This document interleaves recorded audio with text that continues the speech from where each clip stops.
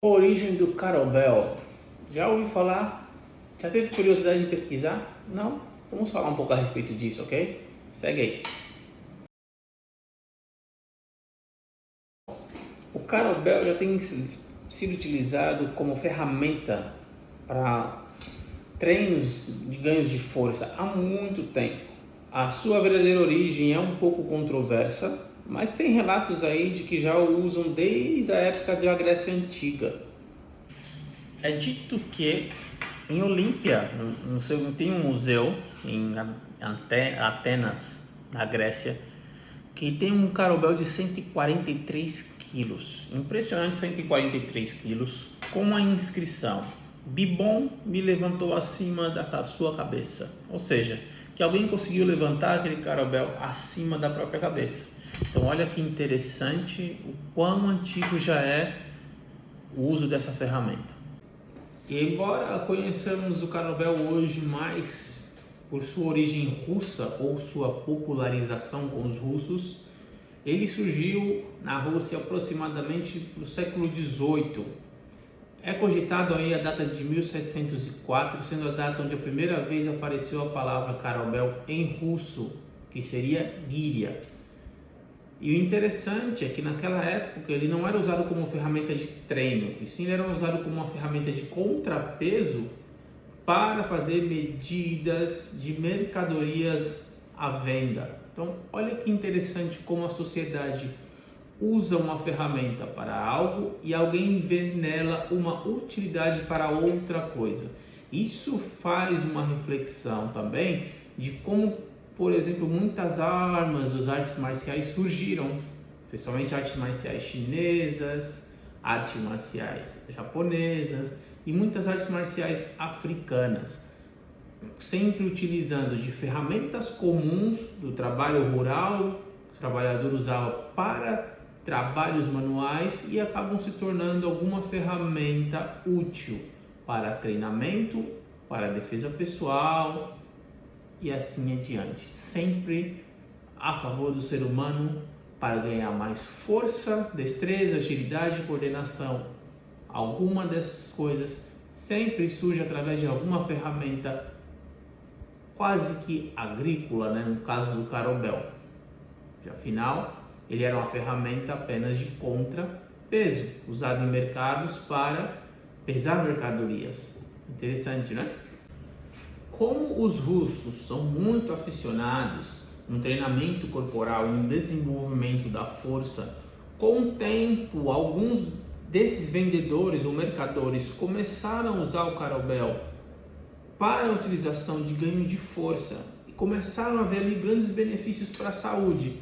Então as pessoas iam à feira e começavam a ver pessoas de repente usando aquela ferramenta de contrapeso para fazer movimentos malabarísticos que propiciavam ganho de força, mobilidade e também a resistência. Ficou mais interessante agora, né?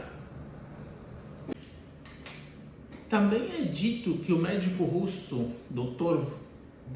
Vladislav Kadesky, se a pronúncia estiver correta, se não, desculpa, vou corrigir. Dr. Vladislav Krevetsky. Durante esse período de tempo, saiu pela Europa procurando novas formas de exercícios que propiciavam ao bem-estar e a melhora da saúde. Voltando então para a Rússia, o Dr. Vladislav começou a introduzir nos atletas exercícios com o uso do kettlebell e com o uso de halteres. Por volta de 1985, ali uma datação que em 10 de agosto ele fundou a primeira academia de treinamento de força e levantamento de pesos da Rússia. Suas origens surgindo. Datas não são fáceis de memorizar, tá? Não pensa que foi fácil vir aqui falar isso para vocês, mas é interessante. Bom, é claro que o objetivo principal da academia era o desenvolvimento da força.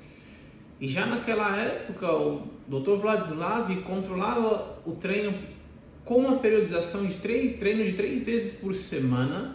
Já usavam ali de exercícios de press, com a mão, com as duas mãos, já usavam snatch, já faziam clean and jerk, ou seja, os exercícios comuns utilizados hoje no Kettlebell e muito difundido pela marca CrossFit, né, usado com o próprio Kettlebell ou com barra, já era utilizado nessa época para o desenvolvimento de força pelos russos sob a orientação e periodização pelo médico Vladislav. O que chamou muita atenção em estudar a origem do Kettlebell ou pesquisar sua história é que naquela época o Dr. Vladislav já dava muita atenção à qualidade do movimento e a exercícios de respiração durante a execução, controlar a respiração, toda essa questão de respiração abdominal que hoje falamos muito, contração abdominal. Hoje temos muitos exercícios desenvolvidos em cima disso, mas é interessante ver como sempre a questão de controlar o movimento e a qualidade do movimento ser muito mais importante do que a quantidade, especialmente quando você controla a respiração para fazer a manobra de valsalva, travar o ar para ter mais força de desenvolver o movimento e depois soltar esse ar para reciclar. Então, é importante frisar isso porque hoje as pessoas ainda conseguem ir para uma academia ou para um ginásio e empurrar peso e puxar peso, sendo que na verdade você não está lá para puxar peso ou empurrar peso, você está lá para fazer contração muscular. Então, você não é levantador de peso. Se você quer fazer LPO, levantamento de peso olímpico, faça levantamento de peso, sem nenhum problema. Mas lembre que a musculação, o exercício de contra-resistência, ela é uma transformação corporal. É como você realmente pegar uma pedra, um escultor com habilidade, e ir quebrando pedaços, ou da argila, no caso, para formar uma escultura, formar uma estátua. Então, musculação é para isso, é você formar alguma coisa. Bodybuilder, construção de um corpo, construção muscular. Então, você não está aqui para puxar e empurrar.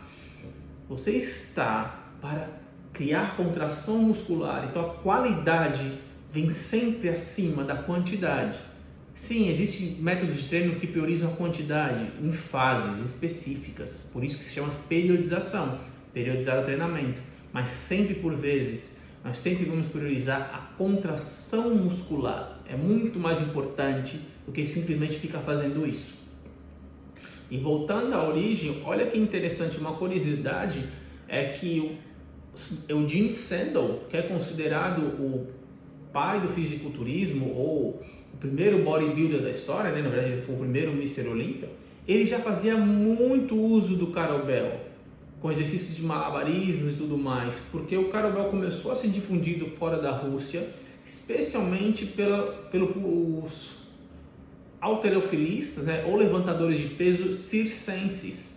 O pessoal do circo usava muito para ficar brincando, joga daqui, joga dali, esses malabarismos que hoje vemos em vídeos no Instagram, no TikTok, de você levantar kettlebells super pesadas acima da cabeça e soltar, pegar, jogar. Essas brincadeiras que hoje, é claro, são para pessoas de nível avançado, que já têm um controle muscular e sobre a ferramenta, mas que eles já faziam muito. E o Eugene Sandel aprendeu isso e usou muito a favor dele, construindo um dos físicos mais atléticos de todos os tempos.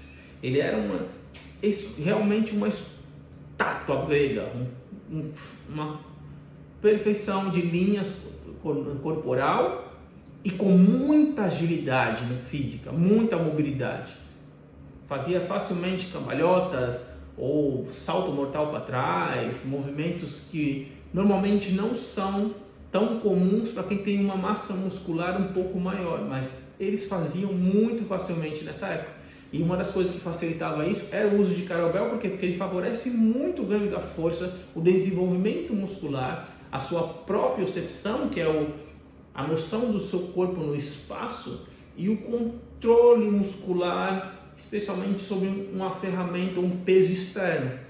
Então, por isso que é interessante você ir pesquisar a história das coisas. Como dizem, povo que não conhece a história está fadado a repeti-la. Então você tem que conhecer as coisas, a origem das coisas. Não escutem essa bobagem de que não é preciso saber história. É triste ouvir alguém falar isso. Chega a ser... Enfim, pesquisa, aprende, saiba as origens, saiba a fundação de tudo, não só de ferramentas, mas de tudo que você estuda. Se for possível, vai um pouco mais a fundo saber como que surgiu, como que evoluiu, porque saber a evolução também te dá uma noção de como que vai ser o próximo segmento e próximos passos que você pode dar, para quem sabe um dia o seu nome está sendo citado como um pesquisador que criou alguma coisa, ok? Então, para não ficar muito extenso, esse aqui é um pequeno resumo sobre a história e origem do Carobel. Vai ter muito mais aí para frente nos nossos bate-papos que você vai ver, e vai ter muito mais aí no super webinário que vai chegar para vocês, ok? Fiquem atentos, acredito que vocês vão gostar, ok? Um abraço, até o próximo vídeo.